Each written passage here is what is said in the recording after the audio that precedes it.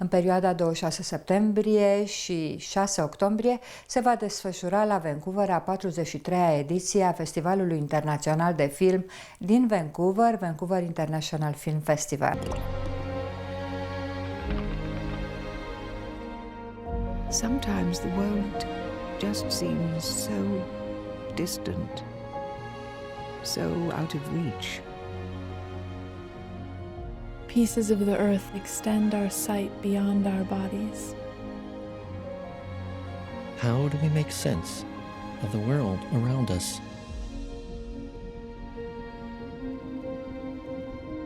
ഈ ഭാവിയെ പറ്റി ചിന്തിക്കാറുണ്ടോ? I've always wanted to leave a mark on this world. È la nostra occasione. Andremo via di qui.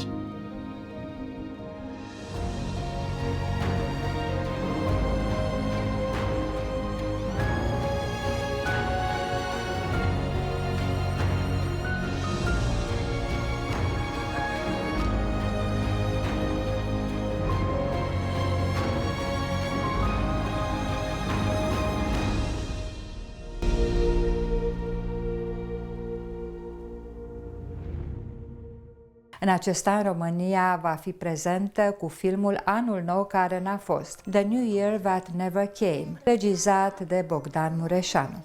Din dorința de a afla noutăți referitoare la ediția din acest an a festivalului, am stat de vorbă cu directorul de program al Festivalului Internațional de Film din Vancouver, Curtis Woloschuk. Curtis, what do you think sets the Vancouver Film Festival apart from other major film festivals around the world? I think one of the things that sets VIFF apart from other festivals in both North America and, by extension, the world, is having a really fantastic combination of, some of the most anticipated films of the year. We'll have 11 of the 15 major award winners from Berlin and Cannes this year. And then in addition to that, we'll have 70 films that are making their North American or Canadian premiere here in Vancouver as well. So I think it's an opportunity for audiences to catch up with what they've been waiting to see all year long, and also have a really great opportunity for discovery as well. For this year's festival, I think something new that we see is a really lovely integration of some of the other programming we've been doing with music and film, aligning with the film program as well. So for our opening film, Ari's Theme, this documentary by Vancouver filmmakers will be accompanied by 8 members of the Vancouver Symphony Orchestra. And we kind of see these musical threads throughout the festival, culminating with a really spectacular show with the VSO again and A.R. Rahman on October 5th. How do you ensure a balance between established filmmakers and new voices in the festival lineup? Putting together a festival this size, which is about 150 feature films and 90 shorts, I think our team watched almost 5,000 films in consideration for this year. And you're considering not only the balance of representation from different regions, but also the experience of filmmakers as well. So you do want to honor those relationships with filmmakers like Hong Sang-soo, who's had over 20 films at the festival, while also ensuring that people are getting an opportunity to really kind of see some of these exciting new voices who are challenging the form, pushing storytelling in different avenues. This year I think we have a much larger focus on African cinema. We have 2 guest curators, Kika Meme and Fegura Ubuwoma, who have put together a series called Once There Is a City that looks at urban life in Africa.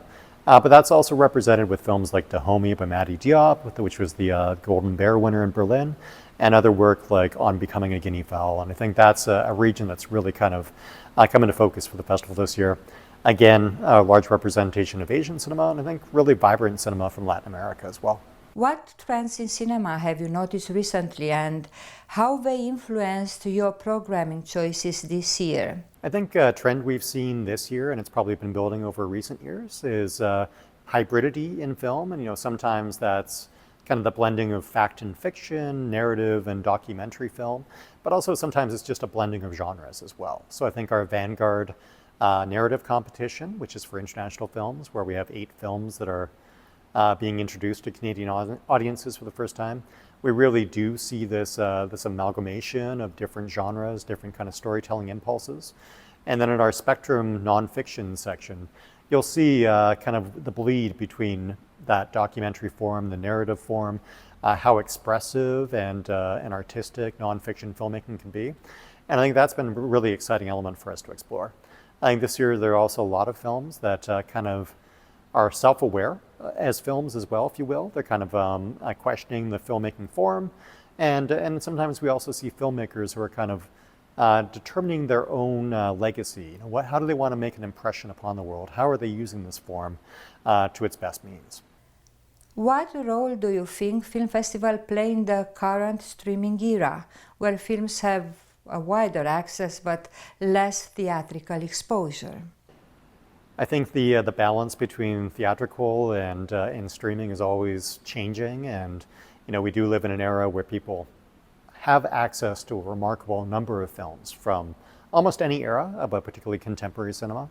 And I think what a festival does, be it ours or any other, is providing that element of curation. You know, how do you kind of create a framework for experiencing these works? And sometimes that comes from the curated sections, you know, giving shape to documentary cinema or giving shape to cinema from a certain region.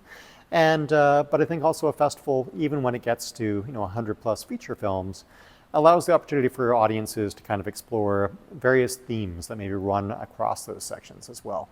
So you can start to see how concerns that may be weighing upon an Indigenous filmmaker here in Canada might be replicated by a filmmaker who's kind of considering the colonial past of France and Africa, for instance. And you kind of, I think a festival allows you to, the more you experience, the more rewarding it becomes, because you start to see these resonances, these reverberations between the works. And I think each audience kind of has the opportunity to determine exactly what that festival and cinema in a given year is meant for them as well. Curtis, please introduce to our Canadian audience the Romanian film The New Year That Never Came, directed by Bogdan Mureșanu. Oh yes, this is Bogdan's first feature film, and his previous short films, I believe, have won over 36 awards at international festivals. So really one of those rising talents who comes up through the short form and determines exactly how they want to express themselves as a filmmaker. And one could not have asked for more of an auspicious kind of debut film, winning the Presky Prize for the film critics at Venice, as well as the Horizon Award as well for Best Film. It's a film that takes us back to 1989 and looks at 6 lives intersecting at the tail end of a very dark era for Romania. And I think that you know, what he said in his impulses is to kind of create a symphonic experience for viewers who have these intersecting lives and kind of a cacophonic approach to storytelling. But I think also one of those impulses or concerns for himself as a filmmaker is to not let time kind of erode the memory of what that era was like as well, and really wanted to bring that back to the foreground. And it makes for very, very potent cinema. Thank you, Curtis, for your interview and for your time. Good luck with this year's festival edition. Thank you.